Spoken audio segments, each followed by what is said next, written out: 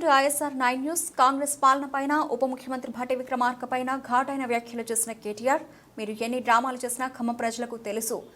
Sitarama project పనులను ప్రారంభించింది, పూర్తి చేసింది కేసీఆర్ అని కేటీఆర్ కాంగ్రెస్ పార్టీకి చురకలు వేశారు. నిన్నగాక మొన్న భట్టి విక్రమార్క గారు గొప్పలు చెప్పుకున్నారు. సీతారామ ప్రాజెక్టు గురించి డబ్బా కొట్టారు. ఆ సీతారామ ప్రాజెక్టు ప్రారంభించింది, పూర్తి చేసింది కూడా కేసీఆర్ ప్రభుత్వమే.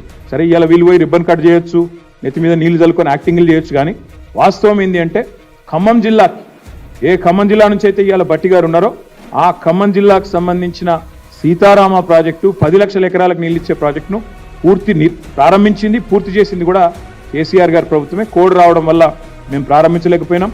మీరు రేపు ఎల్లుండో నెత్తి మీద నీళ్లు చల్లుకొని మీరు యాక్టింగ్ చేయొచ్చు, పరవశించినట్టు నటించవచ్చు, తుమ్మల గారు మట్టిని ముద్దాడొచ్చు. కానీ వాస్తవాలే, ప్రజలకి విషయాలన్నీ కూడా తెలుసు.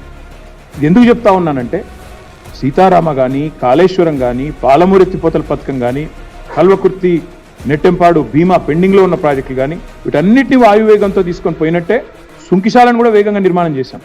టన్నెల్స్ పూర్తి చేసినాం. 82 మీటర్ల లోతులో పంప్ హౌస్ నిర్మాణం కూడా చేపట్టాం. విద్యుత్ పనులు కూడా చాలా వేగంగా జరిగింది.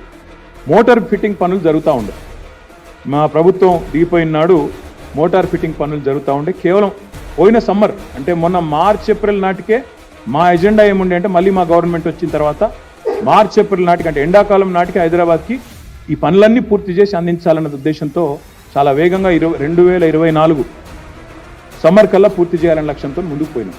సరే, మా ప్రభుత్వం డిసెంబర్లో దిగిపోయింది.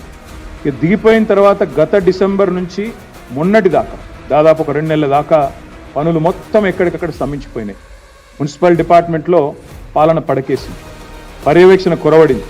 వారు కనీసం ఎన్నడూ కూడా ఈ విషయాన్ని ఈ ప్రాజెక్టును సమీక్షించిన పరిస్థితి కూడా లేదు. ముఖ్యంగా ఏ ఎండాకాలంలో అయితే హైదరాబాద్ ప్రజలకు తాగునీటి ఇబ్బంది ఉండకూడదు అనుకున్నామో, ఏ ఉద్దేశంతోనైతే వేగంగా పూర్తి చేయాలనుకున్నామో ఆ ఉద్దేశమే వీళ్ళు మర్చిపోయారు.